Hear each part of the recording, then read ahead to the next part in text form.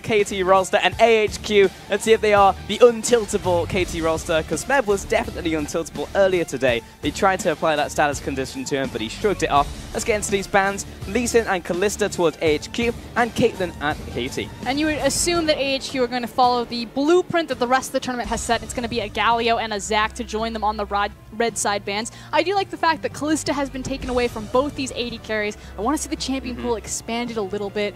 I really want to see like an Ashe and a Varus. I'm pretty tired of the Xayahs. You stumbled there, but I would like to call it the rad side of the rift. That would be pretty cool. But KT going to lock away the Taliyah in ban prison here towards Westdoor. Just leave open the Twisted Fate. Oh boy. Of course, Westdoor is still very famous for his 1-3-1 abilities. You know, it's about how he impacts those side lanes. He's notorious for falling behind ridiculous amounts of CS, and I feel like we're going to have a couple of shenanigans going on in the side lanes because we have Pawn and Westdoor in this game. You'd have to feel that is the case. That being said, Corki's going to be the primary pick for KT here. Just leave open a bunch of junglers, though, for HQ, including Elise. I love that KT Rolster, like, higher priority on Corki over someone like Elise. So finally Corki getting the respect that I think he is due. It's also just a comfort pick for Pawn. You know, it's been a long time since I've got to cast this guy, but he definitely likes his Corki. Yeah, he definitely has gone away from home, but we're excited when we see him. And Elise, we're going to be there for Mountain. Now looking at towards the next pick now for AHQ. I feel like those fans can't quite tell which side they're on. Yeah, definitely that friendship, I know, seems to be split a little, but it's nice to see them voting for both teams because this is, of course, you know, an anonymous crowd. So you'd expect most of these guys to be behind AHQ. But already very strong 2 picks from AHQ, Elise and Thresh, super high priority. Again, the only thing that I would like better with this is that Corki, but so much pick potential coming out of Albus and Mountain right now. Yeah, Thresh coming in there for Albus. Back over to KT. Let's see where they look towards their next couple of picks. So Lee Sin taken away. Elise also removed by AHQ.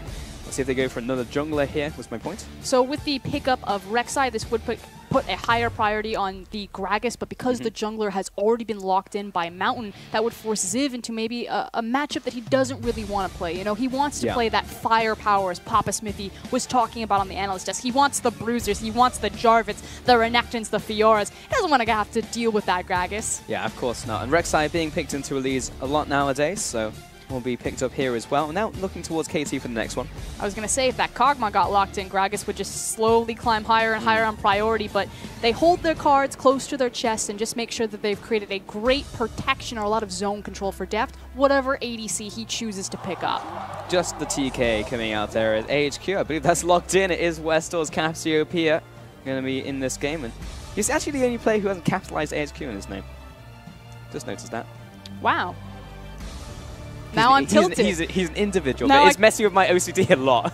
No, I can't not see I've actually just ruined that for everyone who's watching. I've now just seen that, so my apologies. But back over to the bans. Fiora banned away against Smeb, and Renekton at top lane as well. So none of the top lanes have been picked up yet, so makes sense that we're hitting that champion pool. And again, kind of speaking of zone controls, we go back to the 3 picks that we still see alive. The Kog'Maw's the big AD carry that's been left up. Yes, there is the more standard, like the Ashe, like the Varus, but it's kind of been this tug of war. Are we taking the utility? Are we taking the hyperscale on our ADC? And I feel like more teams with the rise of Xayah, with the rise of the permaban Caitlyn's, are leaning towards that late game scaling potential. Kennen going to be the final ban there from AHQ. Again, the top lane ban. We'll round it out with Ashe aimed at An. HQ now get their pick of the ladder, depending where they want to go now. Not many top laners left, so we could potentially see them nabbing one of those now before they look towards the ADC, or they could keep hiding it. That's also a thing. 5 seconds left. Come on, On. Come on, I On. know this is your champion. This is my champion. Yes! It's locked in. Jinx comes in there for An. Definitely a crowd pleaser, you can hear. And I am right behind them with that. So again, just the fingerprints of looking for a late game scaling ADC. They pick up the Jinx. I am a huge fan of Jinx right now. I'll go so far as to say that I still build Static Shiv on her, even though she doesn't necessarily need the assistance in the wave clear. And Deft, come on. Don't go Tristana. Give me your Kog'Maw. That will be fun to see. It's Camille first off, though. Going to be blind into top lane. So there is still... Well, I guess there's not much in that top lane anymore, so Camille does rise. Jarvan is the big one that sticks out. You could go for the Gragas, but you assume it's going to be a Camille-Jarvan matchup. We've seen that one go either way, and what better way to start this off than having Smeb versus Ziv in kind of a skill-based matchup. And to be fair, like Camille is weighted in that matchup quite positively because her ultimate actually does very well into Jarvan's ultimate, so it's a possibility we see that here, or maybe a pivot from AHQ. That being said, it will be the Jhin in the end from Deft, so no Kog'Maw this time, unfortunately for us. Yeah, that's fine. Now, something that KT Rolster did opt out of is they don't have a lot of wave clear outside of Pawn. You know, it's very unsafe. They have a lot of melee-based champions. It's just that Corki and the Jhin. Jhin, not terrible at wave clear, but it's not something like a Jinx. So if Pawn ever is out of position, if he ever goes down, their tournaments really can just get shredded. Pick that I know well from the LPL will be locked in here. It's Kled to the top lane, and he was definitely popularized in the LPL before spreading a little bit around the world. I feel like I'm just going to jump ship from the LPL and land on the LMS because I am all about this draft. Again, it's just where their power is weighted and how many opportunities they have to look for these quick hits. They can hit you hard and fast in the early game with the power of the Elise. They can hit you in that late game with the Cassiopeia protecting the Jinx. And they can hit you in the mid game and run you down with that Kled. But on the other side, KT Rolster have a hyper-scaling composition. Camille, Corki, and Jhin, it doesn't get better than that. And then they have Score on Rek'Sai to really break open and bridge through early mid-game. I'm very interested in the top lane matchup as well, Camille and Kled, because did knock out a lot of top laners in terms of the bans, so there was a preferential Camille pick over to Smeb to start this one off. At the same time, bottom lane, we'll see what the AD carries can do. Jinx going up against Jhin, both high late game scalers.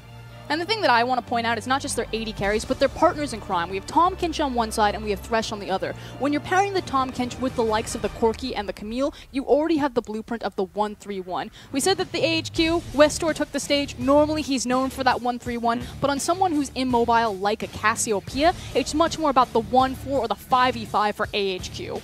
And we see the compositions once again. If you were to favor a particular composition, are you leaning towards AHQ just because of the Jinx? Yeah, exactly. On picked up Jinx. That's my favorite champion. So I got to get behind him. Okay, I guess I'll also have to go to the opposite side. Because I do like some Camille. I mean, it's very difficult to play nowadays if you're a solo queue player. But in professional play, still see a lot of people going towards that champion for specific reasons, whether it's pick, and going for those team fights, or maybe even just having preferential matchups when a lot of those top lanes are taken away. So we'll see what Smeb can do with the champion. Is, of course, a joy to see him on the stage. Yeah, and paying attention to KT Rolster, if you go all the way back, I just love how they work around Smeb. It's about kind of watch for how they hold their teleports, particularly around kind of second dragon spawn, because sometimes it can time up with early barons. They used to have this reputation, the LCK, that they would take earlier barons than some teams, maybe a little bit of that LPL flavor left over in the likes of Pawn and Deft. Anyway, to reiterate, guys, the standings are now locked. It's LCK first, LMS in second, and LPL last for the group stages. Of course, there is still a chance for the LPL to bounce back tomorrow, but it does mean this game in particular doesn't mean so much. It's more of a scrim for these two teams as we get later into the tournament. You know what? I'm going to back away from the word scrim. I'm sure that AHQ and KT will set the record straight for us with how aggressive they come out, but I feel like there's still a lot of pride. There's a lot of smack talk in these regions, and I don't think that AHQ in front of the home crowd is just going to take this as, you know, an exhibition match, You've got a point. Scrim, if you will. I heard how wild they went for the Jinx pick. I'm pretty sure they didn't want to see AHQ now lose it following this loss from KT, so now we'll see what AHQ are made of here, because KT are a pretty strong beast. We saw them earlier today, of course, against RNG. Yeah, and both teams actually looking for, I think, really strong pulls on buff. It will be a Raptor leash as well, coming out of Corki for their jungler, but making sure that both Mountain and Score on the right foot in terms of tempo advantage in the jungle. And we've seen how important that is. Absolutely. Will be just the start on the bottom side. Score going to go towards his red buff, ignoring the final Raptor. And looks like he'll go towards the crab as well here. We'll see if he's running that XP Quinn. And, you know, normally we see this with a melee support. Mata, of course, on that Tahm Kench. So it makes sense that Deft and Mata would look for the pull for Score, just because we have the melee support. We're probably going to give away lane pressure anyway, so just let them push in. But the fact that On and Albus also gave away their immediate lane dominance by pulling for Mountain is pretty interesting. It's actually Score just going for camp buff, and may look towards the top side, or the crab as well. So there's no fast level 3 and then into gank, so we're going to have a slightly slower start to the game. Mountain will just finish off this wall, go towards his own top side. Westor actually instantly putting down that ward, and it's actually very good timing because Score is just about to take the crab, may even be looking towards mid following that. Yeah, everyone is very heads up about the jungle pathing and which way they've gone about it. You can also see that right now Smeb's moving down, trying to find eyes on where Mountain is. See if he actually wards the red. Nope, it's going to be Krugs. Yeah, just the Krugs on that one. And we'll jump back over the wall with the Blast Cone, go back into the top lane. Right now, we're just watching the pathing from the junglers, but for the most part, we're just seeing full clears out from Mountain. Most likely Score as well, as he's gone back, taking the Grump to his Wolves, all bog standard. I'm just kind of curious what type of pace of game we're going to get. Is this going to be a camp for the top lane, you know, try to get that very volatile swinging matchup one way or the other for Ziv or Smeb, or is this going to be a much more controlled, you know, just power farm the jungle, sit back into our lanes, let the lane phase be elongated, because both teams are confident that come mid, come late game, that they have the options and the answers to execute. You'd have to hope that Smeb should be okay in this top lane, though, because Camille doesn't have many good matchups nowadays, and Kled isn't one of the worst of them, so Smeb should be able to farm at the very least, get toward that mid game, be a split push threat, or get those pickoffs onto Arn, since he's a low mobility ADC. So he should be able to jump in his face, and without a Gragas being here, without many knockbacks, or any knockbacks, it's difficult to get him outside of that ultimatum. That is if Smeb is participating in the 5v5 as opposed to just running away in a side lane. Yeah, definitely true, because Ziv most likely going to be involved in these fights, and when he's away, all his towers are going to drop to Smeb. 3 damage will apply to those towers. To the mid lane, haven't spoken about the door yet, and Pawn. Will be Corki up against Cassiopeia, so we'll see what they can do here. I don't think there's a lot of options for the door to really make his name. That said, it's also not really in his tendency for his, you know, 1v1 lane dominance. Cassiopeia, unfortunately, doesn't have the strongest spikes on her initial itemization because she does go that tier route. Likewise, if Corki feels like he is in a pinch, he can always itemize defensively through the Hex Drinker. I doubt Pawn will be pushed to that. Well, first gank of the game, Ziv does miss the bear trap on the rope. Mountain coming in as well, lands the repel, looking for this cocoon now, which does connect onto Smeb, so it will be damage more than anything else on towards him. And Smeb will retreat back to the tower. So it wasn't ever going to be the kill, maybe to get the flash, but he goes back to base, regens some of his HP. Depending on how hard they can push this, they might be able to force out an earlier teleport. But like you said, it's really just a love tap in terms of how Smeb is going to be laning. But this would certainly hurt a lot more. This would be big. Wave is being pushed in, and Score's waiting over the wall, though he knows that Mountain's probably going to come home soon. He's going to see him turn this corner. And jumps out, we'll look for the engage. Repel comes up, Pawn also coming in from the middle lane. Mountain knocks him down. Returns to damage. What's Westall doing? They're collapsing. Not a whole lot, but Smeb's coming in as well. Mountain will actually just go down for first blood. Everyone collapses in. They actually just choose to stay and fight. And that was just beautifully executed by Score. A very cerebral move right there to track where Mountain was going. Pawn had the inside track because he has the push priority. It's Corki versus Cassiopeia, and it doesn't get much easier than that. Yeah, very easy for Smeb. Literally just walk down, hook shot over the wall, and there it is. Pick up that kill, and that will go to Score as well. Looking to actually double down onto Westall. This wave is pushing away from him, so there is a track ready for Score to kind of travel here. Does have flash and heal, but Score is going to back off and just return to his own jungle. So otherwise, not much gained or lost. It was Score that walked away with that first blood. Yeah, definitely a quieter early game. We got the first blood, but it feels like everyone's just going back along the normal daily business. We've got this wave pushing in towards Pawn as well, so he's going to just farm this one up. And you know, AHQ coming into this tournament, they're not the same AHQ of old, you know, not the ones that people really expect on the international tournament. They've certainly kind of struggled in the LMS, you know, they're trying to find and figure out these growing pains. Is it Westdoor? Is it Chowie that's working for us? They've been favoring Chowie, obviously using Westdoor in front of their home crowd for this match. Like you said, doesn't really have any implication on the standings. But coming in here, they were like, let's just focus on the LMS. We're going to use this as great experience internationally, but to help us right the ship as we look towards playoffs domestically. I mean, right now, LMS, they're in a situation where if they take tomorrow, they go into the finals, eliminate the LPL. It's a little bit more than just, you know, getting ready for that. However, Mountain once again, the flash and the hook shot, and it just instantly goes down. Teleport still comes out there, but Ziv, I mean, you're going to have to cancel, mate. What else are you going to do there? And that's the 2-for-1 special, but this is what we expect from KT Rolster. Smeb and Score teaming up, going on these invade missions for deep vision, and when they do find the enemy jungle, just ripping him apart. Now, unfortunately for Smeb, he hasn't been the benefactor of any of these kills, but 2 assists in the back pocket means that he does have massive push priority because the Tiamat is completed that much earlier. Alex is trying to make something happen in the mid lane. Westall is approaching, lands the Petrifying Gaze on the turn, the flash, the hook as well. See if we can do the damage. Westall, Elder Mana turns Pawn. He tries to get back to his tower, flashes away. Ignite goes down by Albus. He really wanted him dead, but he goes back. Pawn was definitely facing the top side of the map there, so that one feels a little bit bad to get locked there, but good showing from Westdoor and great follow-up from Albus to at least burn both summoners. I saw him in the corner of his eye and saw that Medusa locks him in place. Ultimately, it doesn't mean as much to have a flash burned on a Corki simply because he still has that Valkyrie versus Westdoor not using the flash on the Cassiopeia. That would be something that you would look to punish. Still an advantage, and Mountain will go for his next phase of buffs, though he is 2 kills down. We'll have to see what else Score can do with that information and power that he's accumulated. Right now, just taking out on the Krugs. Has the initial Warriors enchant very early into the game. So it does make him very powerful in these skirmishes, though we haven't really seen skirmishes more than we have picks. Mountain just can't go anywhere without KT knowing exactly what he's doing right now. Yep, completely being tracked by KT. AHQ, take away that ward behind the tower. And bot lane's just been a farming frenzy. Deft and Na'Vi have literally just been farming it up for themselves. That's BF swords over to both of them. Equal farm for the most part as well. Zan resolves this minion wave. Mountain should be giving this one over to Westor, or I don't know, may even take it just to catch up. He's but floating over. He's going to give it over. Just takes her a little bit. Yeah, don't want to deny it over from Westor, who has gone for his initial build. He's pretty much set. He's got his Catalyst, got his tier, though. But KT know that he's topside, so they are looking to try to make use of this. Ziv expertly disengages, forced to use his ultimate. Pawn now does have the package as he get moved back into the mid lane. See if he makes a play on the side. And Westor, again, just poking away in this mid lane. Top lane, now Ziv without the ultimate, does have his flash still. Mountain needs to be careful. He knows that Score is waiting for him in his jungle, so has to approach quite cautiously, especially because Pawn has the package here. So far, KT are just controlling the entire top side of the map. There's nothing to do. Just let it go. There's no reason to be here. Yep. Every bush that Mountain wants to walk into, there's someone from KT in there.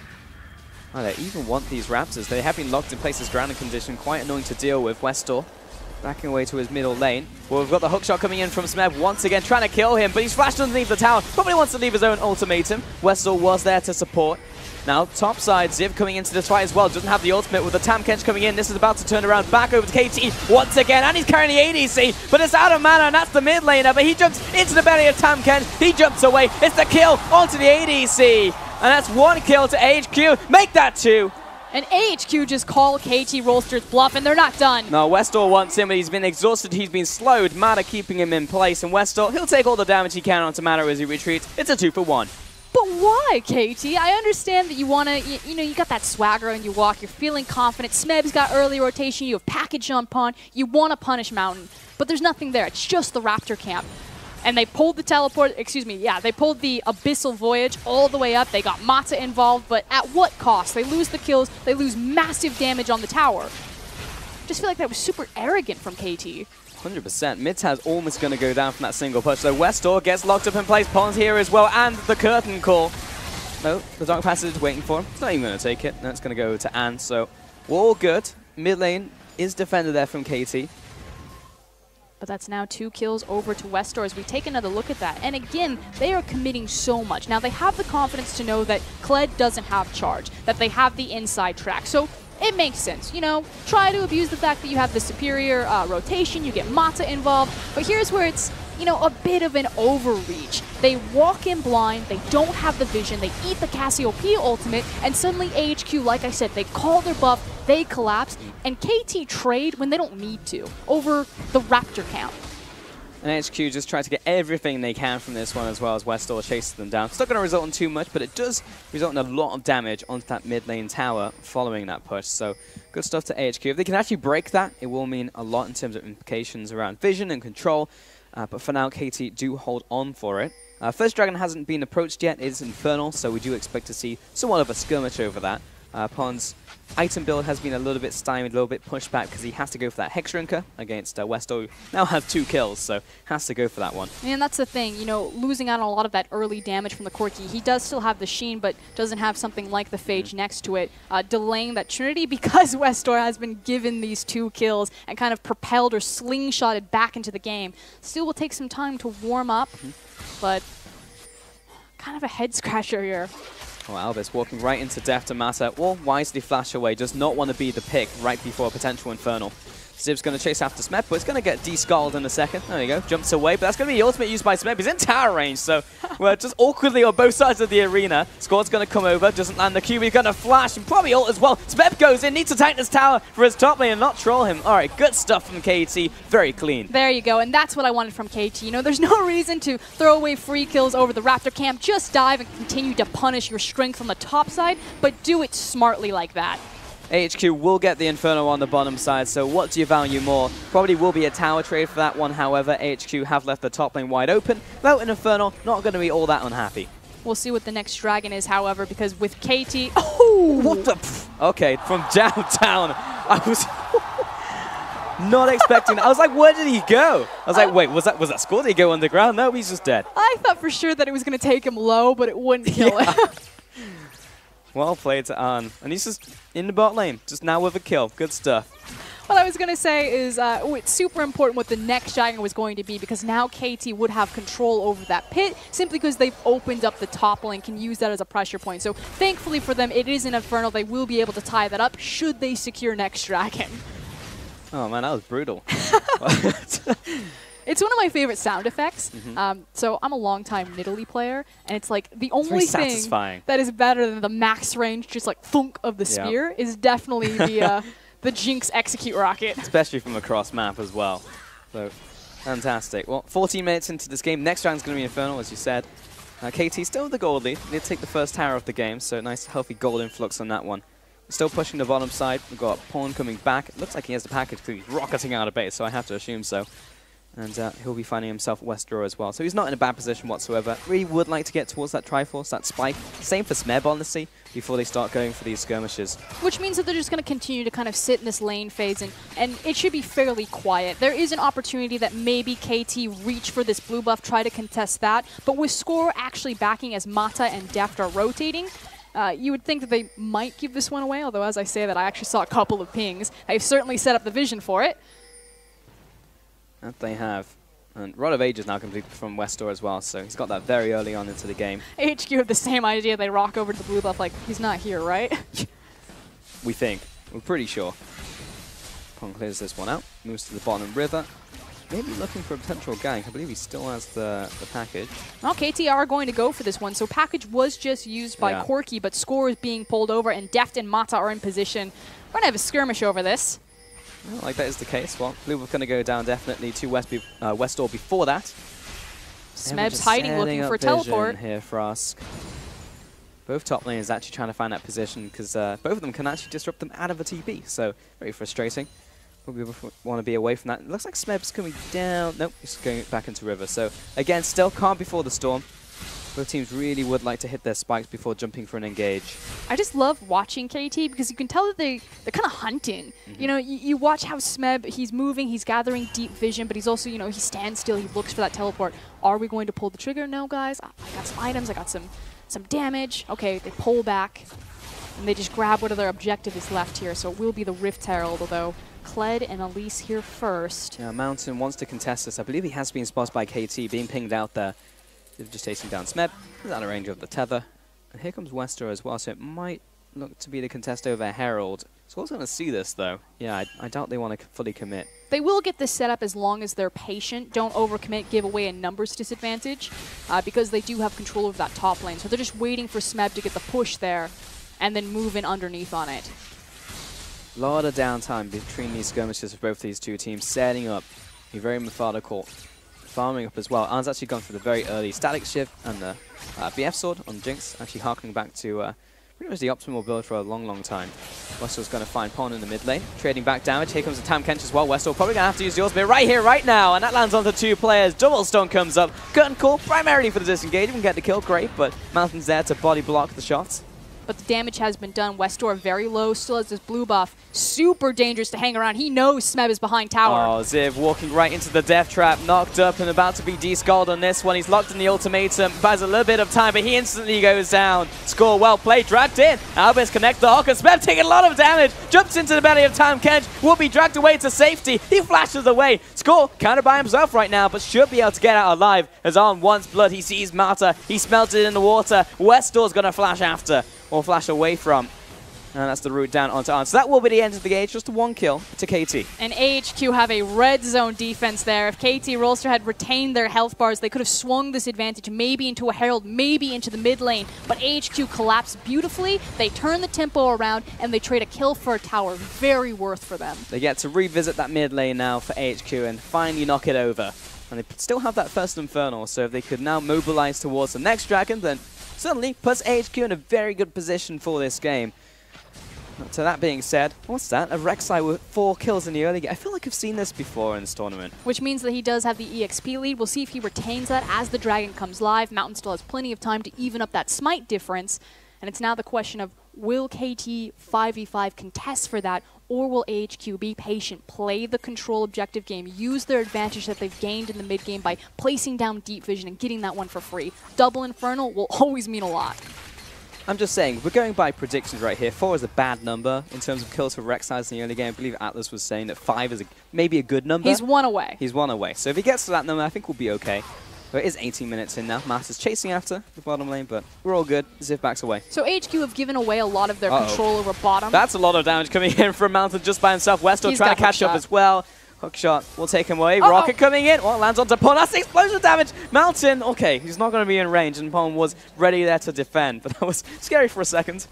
As I was saying, is HQ have given away a lot of their tempo advantage over the bottom side, trying to eke out this tower trade in this small window that they had for Infernal. But KT, seeing the small window, are now trying to climb through it. They're like, okay, they've left the Infernal alone, we're taking it.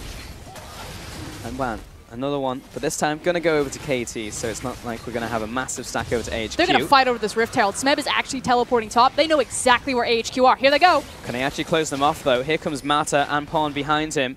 In comes Smeb. Just want to go for the engage right now. Jumps onto Mountain. He flashes away, but the death sentence lives up to his name. Down goes Smeb. And the Rift Herald, he's getting involved as well. Mata getting chased out, and he will just be the sacrificial catfish on this one. Westdock comes in with yet another one. And Pon, he's getting chased out by Ziv. Flashes over the wall. There is no escape from the Cleanse Skull combo. In comes Albus. It might be another one. Death Sentence will kill that minion dead. But Score, he's trapped underneath this one. Void rushes into Ziv, but he's discarded. But he still picks up the kill. 4 kills to HQ. And that's disaster for KT Rolster. You can see it. They're trying to think 1, 2, 3 steps ahead of AHQ. But AHQ just have a great read on them. They try to collapse on the Rift Herald. AHQ punish them. They don't get the Herald, but they're in position for the Baron. Worst possible timing. 20 minutes on the dot. HQ move towards this one. And who's there to contest? Death there opens up the curtain call, but there are so many high health members. In fact, the first one misses on that one, and the Baron almost certainly going to go down here to AHQ. There it is, Baron Asher down, and AHQ in such a fantastic position now. That just feels bad. And we've said, you know, there's still a lot on the line for these teams to play for. The LMS in particular, home crowd advantage. You can hear the roar of the crowd behind them as AHQ clean this one up. And again, KT, they thought they had the window here. They take the Infernal, Smeb pulls the trigger on the teleport. They think that they have enough time to rotate, but Smeb trades his health bar for nothing. It's now a 4v5 disadvantage to KT. Ziv rockets in, forces Pon out of the fight, and Mats is like, hello? Team? No one's going to help them. No. No one can hear you scream. And Score also locked in this one, and just the chase is relentless. You're not really getting away from Eclair. Also, everyone flashing after you. That also sucks for Score. But he was the final casualty of that fight. And Pon in the mid lane. I mean, he's trading against Arn, but he's definitely not getting the better of him. It goes Smeb very deep into the tower. Assassinates the ADC from the work set up by his mid laner. Albus, he's hungry. Mata's going to flash away. 2 for 1. That's just a 1 kill over to KT, so nice little pick off there. And that is twice now that Mata has eked Smeb away from a fight with blinking red health. Yeah, so gets him to safety. We're 21 minutes in, and HQ still have Baron of 4 members, though it has bought a good now minute for KT just to mobilize, move to their towers, look for the defense, and HQ really can't set up the siege, so that pick actually did mean a lot for them. Naturally, Jinx, their primary siege mechanic there, so you are correct that it eats up a lot of this valuable time on the Baron buff.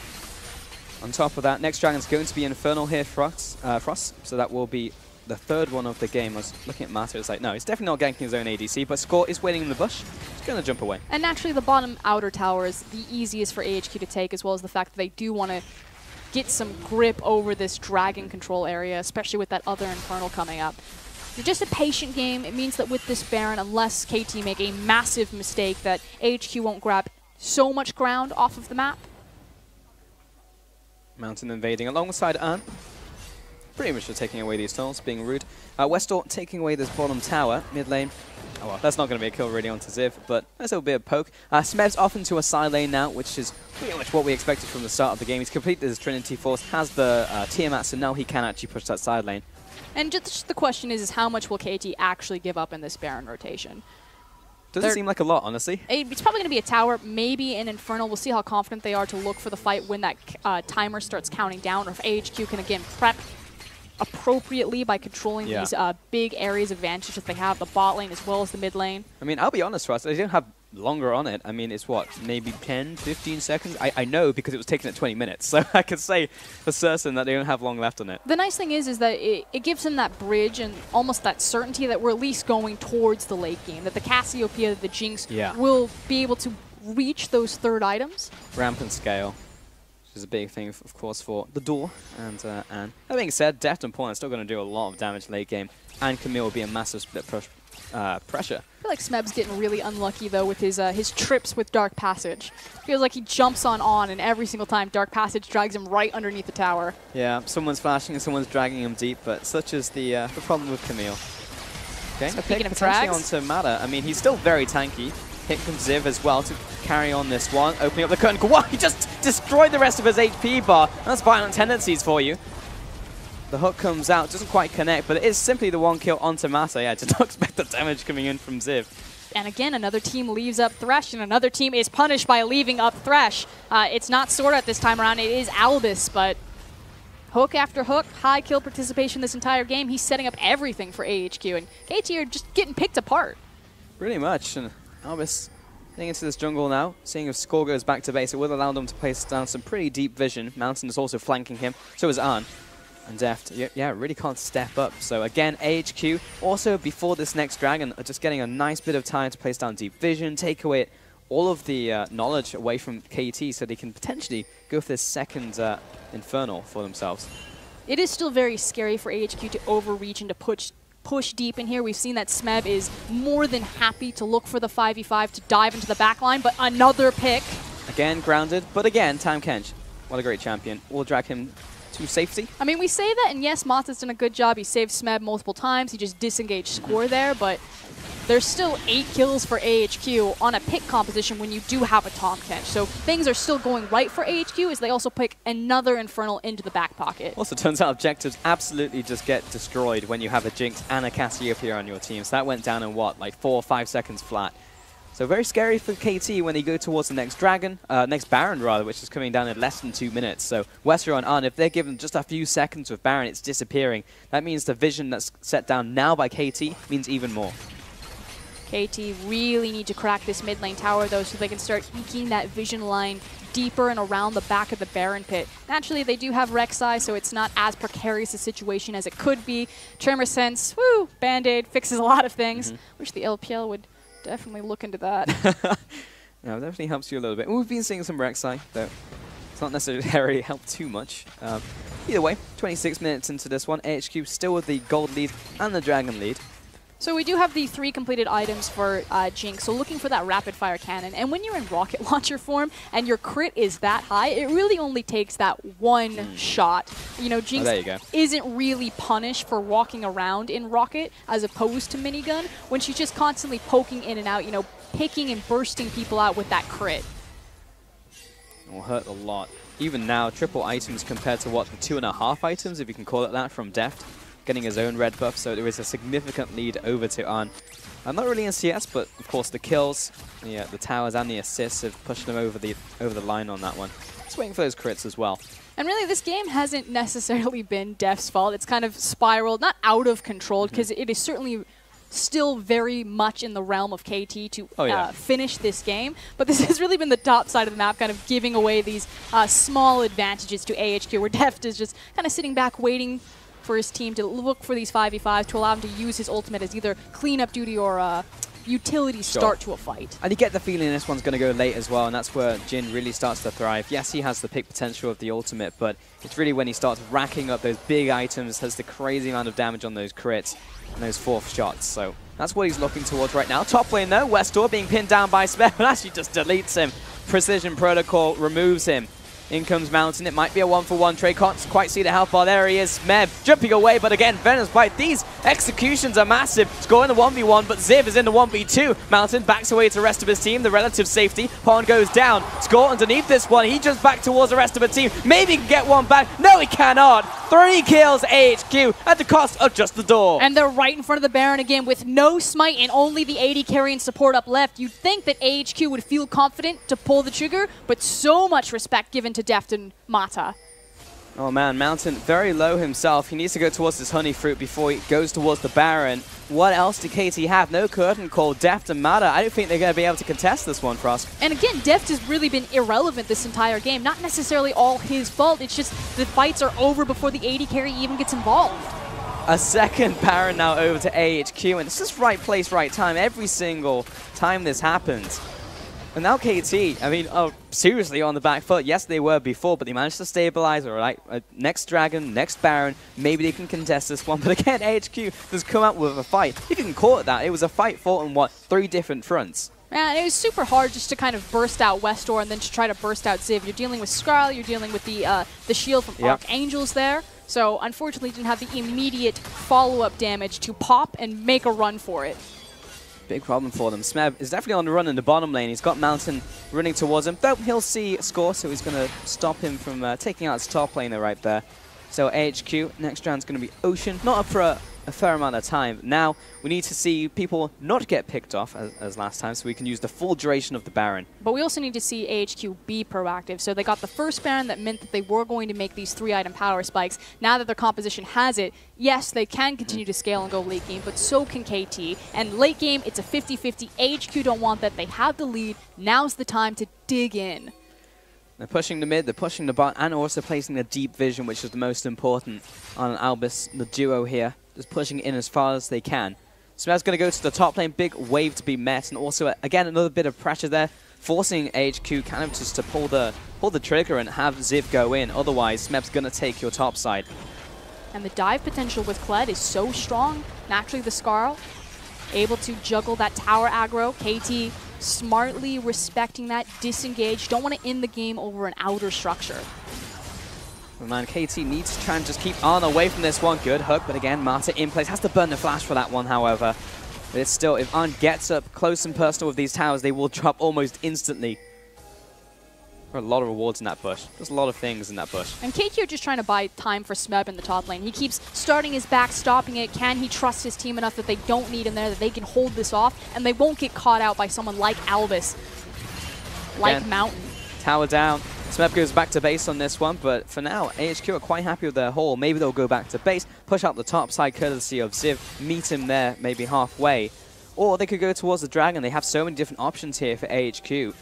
They want to continue to try pushing these structures. The last standing top tower is going to be much more valuable than the Ocean Dragon. Again, more control of the map means that if this goes to a third Baron, it gets that much easier. But KT, it's a very reserved defense. They understand exactly what type of position they're in. And again, they're not going to throw the game over an inner or outer structure. They're just going to let them fall, hold their in-hit line, and force AHQ to overreach for it. On definitely just stole blue buff from Westor right there. It's just like, come on, man, you don't really need that. Westor would like on Cassiopeia. That being said, he has a lot of mana regen now. The infinite rockets. The infinite rockets, there you go. You better stay in that rocket launcher form. But Westor, yeah, he's got the Morello Narmacon, he's also got the Rod of Ages, not going to run out of mana in a hurry. Top lane just completely disintegrates underneath Arn.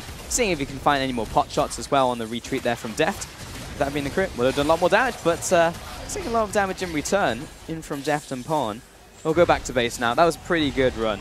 Top tower, mid, and bottom. Still didn't crack that inhib line, so this means that AHQ, again, will have to reach that much deeper. And with Cassiopeia and Jinx, especially at this point in the game, you have to look towards Smeb. You have to look towards Score. It's going to be a flank, most likely, especially with rapid-fire cannon on Jinx, that can break AHQ's line of scrimmage. Unless On wants to run forward like that again and just give Pawn these free pot shots, they really need to get defensive control vision up, clear out their jungle, and open up space for Rek'Sai or Camille to find that backline. At the very least, they have the tools for it, right? You just mentioned Camille, but again, the Abyssal Voids to try and maneuver around and see if they can find that flank. Just for now, AHQ just have complete control over this map. They can take the Dragon, they can take the towers, they can go into the jungle and get all the vision. It's now a battle for KT, essentially just to get vision in their own jungle. Can they find that flank? Can they get those wards down so that Smeb can find the flank, so that Mana can get into position? Otherwise, AHQ are going to just slowly shove in, look to break in that inhib line. Though I do feel Frosk was maybe looking towards the next Baron for them to be able to break that one. And you have to think when you're in a position where you have the potential to take down KT Rolster, you're just going to be very cautious, very conservative, respectful type of League of Legends. You're not going to try to throw away your lead on a greedy overstay. But here we go. This is where they've been reaching deep. They've done a good job clearing out KT's vision, not opening up any potentials of teleports, although there's one cheeky ward. Teleport coming in from Smeb. I mean, this is precisely what they're looking for. However, the Dawn's going to grab the lantern back to his teammates, slowing them down with the curtain call. In comes An as well, but that's pretty much that play fizzled. TP down as well. And that was it. That was what the silver bullet needed to do. They tried to open up the utility, start the fight, allow Smeb to get into the back line, but AHQ just smartly disengaged, and a lot of resources were used. Those key resources that they need to break this composition. Though again, On took a single He's playing big with one. fire for us. I mean, that's 100% over to On right now. But he's playing with momentum, you know. He's got all the crowd behind him. They're cheering every play, every crit that he makes. He's like, I can get another one. I can take someone out. But so if he gets caught, I mean, that's a lot of the damage down the drain for them. But what is he going to get caught by? Is now Corki's caught. Mountain jumps onto Paul, and he doesn't have anything behind him right yet. And the flourish goes right through AHQ. Hook lands onto Camille. Again, going to be eaten up by Mata, but they're trying to break this tower more than anything. Westor rotating from the mid lane. And Skirmish keeps going back and forth. Smeb looking for this flank. It's going to have to be from a hook shot. Jumps back. It's on a knife's edge in this game. KT, however, AHQ without the Baron have managed to break the inhib line. That's huge for them. This gold lead has also ballooned close to 10k in AHQ's favor. They're going to pick up a lot of the global advantages. Check out the itemization as the backs will come through. What's it going to be? Bloodthirster, bam. 4 items. And is anyone even building armor from KT? Does he need to go for an early ass whisper? Not really. No one has significant armor that he has to be worried about, so he can just keep racking up damage. Yeah, everyone's itemized towards that MR there. You got Spirit Massage on the top lane, Hex Drinker in Corki's back pocket. It's like you said, this Jinx is going to continue to hit like a truck. Baron up in 20 seconds, and KT, your time has run out. You need to take a stand somewhere. They've got to do it. I mean, they're pushing up. They have somewhat deeper vision. I mean, it's in their own jungle, but they need to place it down right now. You can see Mata actually in the river placing down vision on top of the Baron. But Arn's just going to do so much damage, as you said. No one really has any defense for it. I guess the defense is the offense. They need to try and get the pick onto Arn, then they can wipe up the rest of the team fight. Westor, his damage being mitigated. But it's just so, so close. And KT on the verge of actually being taken out by HQ. I feel like if KT can just continuously sit in this point where they're just constantly poking, constantly pushing with Pawn, they're still in a good situation. AHQ want to drag them over to the Baron. They want to look for the 5v5 and make the most out of Jinx here. Pawn is just doing so much damage. Oh, yeah. And you know it's going to be a frustrating loss as well if it does happen to KT. It's not like they randomly drafted a Riven in top lane like they have been playing seriously. They have the 280 carries set up, but it's been these constant good plays out from AHQ. They force KT into the river, and now they have inside track on mid. Mountain's funny. He's like, I really don't want to be here.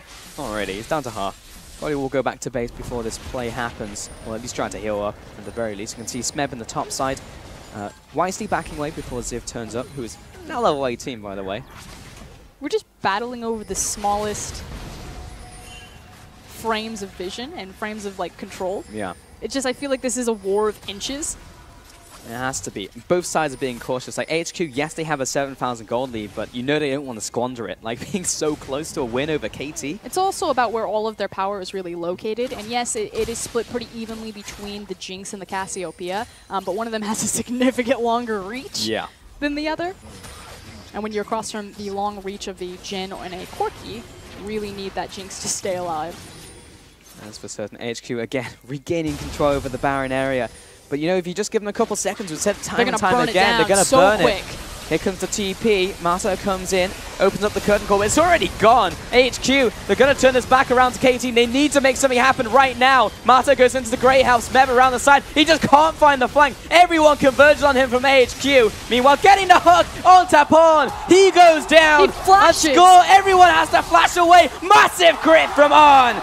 And Deft on the retreat, but the flash from Mountain, good sidestep, but there are so many people chasing him. He does manage to escape from this one, but the 2 kills, the Baron, this could be the win. And that was the confidence I was looking for from AHQ. They pull the trigger on the Baron, they pick up the 2 kills, and like you said, they've got the creep wave storming behind them, another one on the bottom, but they're looking for the win now. Look at that front line, this just so damn tanky. Deft scores Smeb, can they make it happen? First tower's down, Smeb again trying to find the flank. He has the ultimatum, Score doing what he can, but he just can't find a way in. They jump on top of the Jinx, but it just does no damage. Score jumps in, knocks everybody away, but it's not gonna work. Another kill goes over, Deft onto the spawn pad, and they've done it! 8HQ take down the Nexus and slay KT! And the LMS never disappoints internationally. Coming into this, I watched a ton of their VODs. I'm like, I don't know, the LMS, that region looks so shaky. They dismantle the LPL easily and now take down KT Rolster. Yes, KT weren't necessarily playing for anything here. Yes, it is home crowd advantage to LMS, but push comes to shove, KT don't want to have egg on their face on an international stage. Absolutely not. Those some big smiles on the faces of those fans I saw in the audience, and they've got to be so happy. Like, their teams have absolutely turned up today on the second day of groups here at Rift Rivals. And some kind of sad faces, honestly, from KT. Egg on the face because they did draft smart. They did draft serious, and it didn't matter in game. AHQ managed to take it to them, and just exceptional play. Again, just simply well played to LMS and well played to AHQ. And KT Rolster had the lead in the early game, but I feel like just a couple of maybe some flashy plays, maybe a little bit of overreach that they didn't have to take. AHQ called their bluff, collapsed on it, and then slingshot their way back into the game. Yeah, I'm not sure if that's a verb, but I'll take it anyway. Again, they were just in the right place at the right time. They would take a fight and it's just like, oh, Baron just spawned, fantastic, let's take that. Next time around, it's like, oh, KT have just randomly gone for a fight on top side. We win that fight, again, go for Baron. And he just, again, right place, right time. We're able to take all the other objectives on the map, and it was just a downward slide for KT. They tried the flank and bot side. AHQ literally walk away from it, and that was the end of the game. Well played again to AHQ. That's going to be it from us. We're going to send it back over to the analyst desk to take a look at the game. Thank you very much, Pulse. And Papa Smithy, we now got to see the other side of KT Rolster. Yeah, that's the other side. You know, I'm wearing the pin today, and it should have been I kind of accepted down. it. I accepted that this could be the KT we see, and you want to say, oh, it's the standings, oh, it's the fact that the match doesn't matter. But we see this KT week in and week out, especially recently. They are the team that is prone to get overexcited about situations, feel like, okay, we got the early kills, it's the mid game, we're up 1,200 gold, let's just try and pound them into the ground. And I feel like that cost them here as they were just too overexcited. They reminded me a bit of J-Team in the first series against Samsung, going into the enemy jungle, feeling like they had run of the map when they didn't. Yeah, they didn't. And it goes back to the draft here as well. I mean, the Corki first picked may have been a mistake given the fact that Thresh has been incredible for the LMS as a region, not necessarily just AHQ, and the Elise goes over as well. Yes, the Rek'Sai's there as the answer, but Flashwolves demonstrated that they utilize the Elise to such great effect, and that pairing with the Thresh is so important for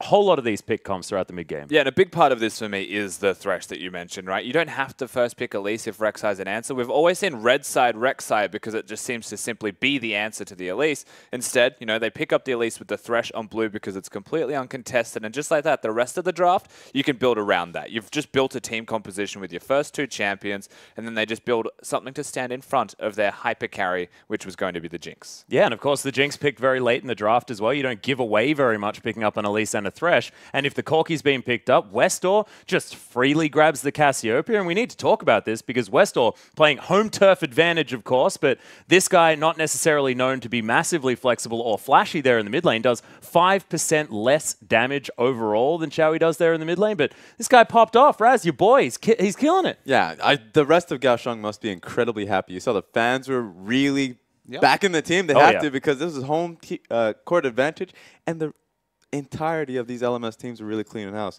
So looking at this, I like the Corki. I like the Rek'Sai. I thought that KT's drafts were really strong here. You get to the second phase, you start seeing Camille and Jhin, and for me, that's where I start to back away because I would have loved Varus. I would have loved, I think Camille was working out really early on, but for me, Jhin had no impact. And I agree with you on the second round. I think the Camille, in the context of the matchup, Ziv versus Smeb, of Smeb who always picks for lane pressure, I have no umbrage at all with the Camille blind pick, but the Jhin in that spot was so strange. They already know the Jinx was there. They had the Tahm Kench loaded up as well. he was never going to have lane presence. He also went a very slow build. Essence Reaver start into Rapid Fire Cannon. It felt like the game was decided before he even picked up an Infinity Edge. And just thinking about where the comps were at, as an answer to Jinx, this Jhin pick, which is just, I'm going to stay out of the fight and hopefully Cassiopeia never gets to me. It's the second time we've seen Jhin from Deft recently. Didn't look great in the telecom war on it either. And I felt like it cost the team rather than just being a contributing factor like the Varus. Because he didn't really understand what his role was early on. If you go into the Youmuu's build, you have a lot more of an early impact, especially with the early kills that were coming through. He could have been able to roam to these fights. You don't want to try and match scaling with a Jinx and Cassio. That, to me, makes no sense. And so already, like, that was just it wasn't working out. He wasn't really impactful. And so the early team fights start rolling through. This one in particular, Smeg comes in with a TP, gets flashed out, comes in, gets picked off immediately. And so from this point forward, KT are like, okay, well, we got the dragon. We wanted to fight for this Rift Herald. And they just completely get blown apart.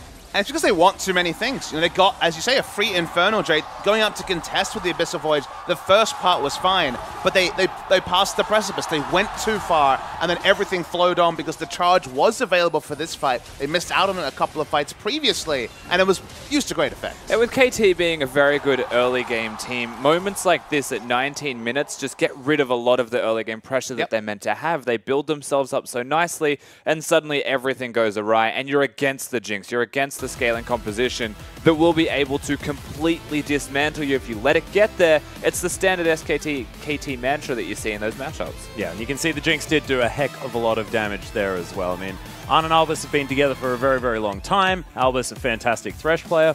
Not sure whether Arn is the better Jinx player out of his counterpart in previous seasons, who was NL, who brought that one out on the international stage off meta, and it was super exciting. And it's really cool that it seems to be the LMS bringing that one back, because I was expecting Deft to lock in the dang Jinx. That's what I wanted. And maybe you just like trigger picked the Jhin because, oh, you stole my damn pick, you jerk. So I'm going to face check some brushes again. Like, I don't know, man. It just I didn't feel like he was even trying to go for any sort of answer. He was just saying, well, sack the lane and we'll see whether we can get stuff going elsewhere or something like that. But the build point, I think, is important, because if you go Essence Reaver first against a Jinx who's going to outscale you anyway, and a comp that has great answers to you in the late game, why not go the Infinity Edge part? You can build the same 3 items. You don't need the Essence Reaver, really. It's why you can go in the past the Youmuu's. Just go for the Infinity Edge, be able to get the early crit, the early extra damage, and you can still scale into the same build. But instead, building slowly, he had 3 items when the Jinx had 4. Being an item behind a Jinx is unacceptable, I feel, at this level. Yeah, and they lost a lot of focus, too, because especially if you have that much control into their red side jungle, and a Cassio is just going to be sitting in the mid lane for the most part, you should be able to play it slow from that point, push into their jungle, and look to threaten onto a dive, especially with the Camille. That should have been their game plan, but a lot of the times they just forced or fought themselves into these risky fights, and they're like, okay, well, we lost the initial engage, we have to get away, and now there's a Kled following us. But that initial engage often did come from KT trying to instigate it as well. The Abyssal Voyage was utilized quite well from Mata to try and catch people out, but they didn't necessarily have that deep vision. And what AHQ were able to do, and this is definitely an incredible play from them, is collapse onto these fights so incredibly effectively. And yes, Charge helps out with that, but everybody was ready to respond. Well, interestingly enough as well, every single time the Abyssal Voyage was used by the Tahm Kench, he was by himself. He was just getting there to place wards. And that's the biggest thing that's obviously missing, is that AHQ, they had superior vision. They were able to do the objectives. It took them, honestly, maybe 1 too many Barons to even end the game, but they were slowly bringing it back. They were building up the confidence and ramping it up and bleeding KT out, who weren't responding well. And in standard fashion, Mata is meant to place 1 million wards. It's kind of crazy that by the end of it, he was unable to place anything unless he was ulting to get there. And we get to catch this replay, which was towards the end of the game, where KT, again feeling bloodthirsty, again coming up super aggressive. See the flash invested from Score.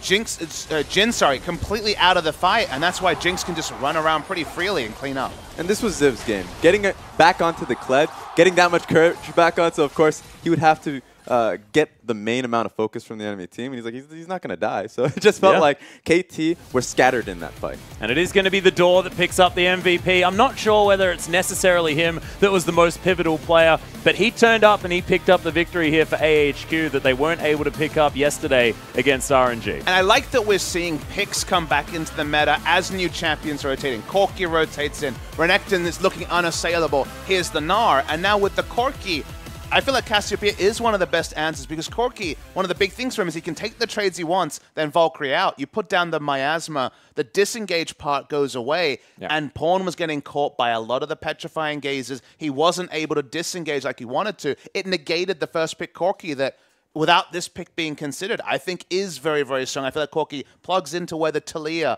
kind of took the meta recently, and now Corki is answered by Cassiopeia, and the chides and the times will keep evolving because that's just how competitive League of Legends works. Yeah, and we'll see whether there are going to be answers to other things like the Kalista, but we do have an interview, guys, so let's throw it over to Wendy for some translation.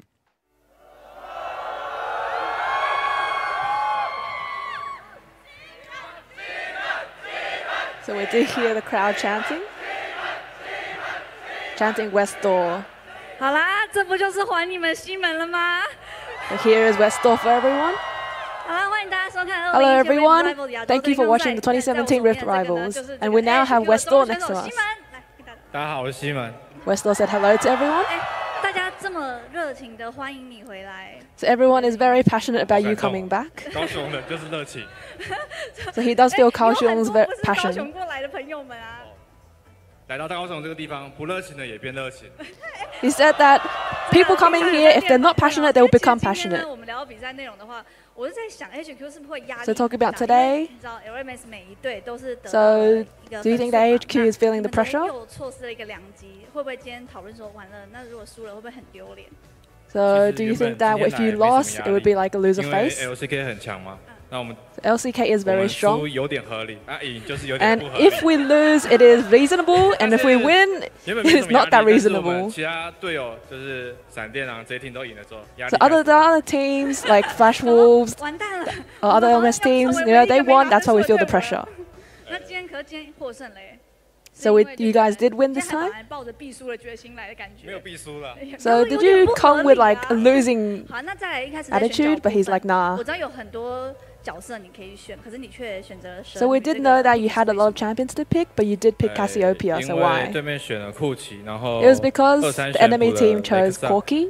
那 and 蛇女打库 Rek'Sai 奇本身算好打，然后在限制 So 蛇 Corki Rek'Sai was an 进场也有 easy 不错的 lane. 效果，所以就决定玩蛇女。 So that's why I decided to play 其 Cassiopeia. 实我非常替你紧张，因为 So at first when the match started, we were very worried 那 about 你 you. 其实是离红区最近的嘛？那你有没有给予他什么协助呢？哎，其实他会 So 被 the first jungle fight, you 路 were 野 the 就是 closest 有 to 一 the 部分 red 是我的 team's 失误吧，因 jungle. 为我打线的时候 miss 太多 Q， 导致 So 库 he 奇 did 呢 miss a lot 比我 of 快一步到野 Qs 区支 in 援， lane, and that's why the 然后 Corki 有 was 几波 faster to the 卡面 jungle 支 at 援的 first. 很快，然后没有意识到。 And so he 前期 didn't 真的 realize 非常 that the 难 fight 过 was 吧？老 breaking, 三有没有 and 跟 he 你抱 was 怨一下？ he might be very 哎 sad. 你们加油，我 The 有 first- 点抱歉了。 Yeah. 哎，Mountain 不好意思，不是有点，是超级抱歉。 So Mountain, sorry, he is very sorry. 哎，有2波吧，一波是对面5个人来打我们红区，然后被我们 So there was a very amazing fight where the 5 enemy teams came to 8龙快 us, 出的时候我们打了一波。 and then we 你 did 刚刚说 do an 前面 amazing 红区那 back 一波，你那波是不是 turn. 就想说他们一定又要来红区了？我准备在那边开打，因为那时候打得非常漂亮。哦，因为 So there was a time where we knew that they were going to come to our jungle, 打我们这个 and it was a very good ult. 就意识到了， So we 可以 didn't 快集结 realize. 快集结这样子，原本只是想要绕跑。结果就打起来，而且就赢了耶。那今天你 So 觉 we 得队 did 友 want 表 to 现得如 run, 何 but then we started the fight anyway. 每个都发挥的很好。 So he said that everyone did perform very well on his team. 小安吧， So he did think that Anne did the best performance. And 因 why? 为他昨天玩艾希大绝对没射中，然后今天玩禁食大绝一直中。 And 明明 because 两个都是全 yesterday 球 when 的 he was 我就不 playing 懂 Jinx, he missed every single ult, but today he landed all his 可是 ults. 我有注意到，当他选择吉英克斯这个角色的时候，队伍上好像是很惊讶的。你们没有沟通过吗？ So when he chose Jinx, we 就是 did realize 原本在 that the 想要 team was 选 surprised. 炮娘还是选吉因克斯，但是没有人想到是吉因克斯。 So no 小 one 安自己也 no 很错 one thought that 因 he 为 would 绿茶 have 说 chose 哎 Jinx. 完了，吉因克斯，你的本命角哎。然后他就直接选了，然后你们全部人都吓到。对，你 So 们 they 当 were 下 a 会觉得 bit 不太妙。 frightened about it. 小安自己说，我怎么是这一只？哎，哎，怎么是他自己本人说怎么是这一只？那你现在觉 So 得？ Anne was like, "Oh, why am I Jinx?" 就是蛮好的，但希望接下来的比赛可以打出 So 更 we 好的 feel 成 very 绩。 good, and we 是啊 hope that 明 we 天 will 也会 have 是一 a 场 good 硬仗嘛 result 那这边 for the 恭喜 future 西门那我们 matches. 这边要休息一下，等一下最后一场比赛就要回来喽。 So our next match is coming up soon. Thank you very much, Wendy, and fantastic to see the adoration from Westor. Just that crowd was absolutely at his feet, and really good to hear from him. But we have one more matchup to go, ladies and gentlemen. WE, it's going to be the rematch against SKT, so don't go anywhere. This is about to turn around.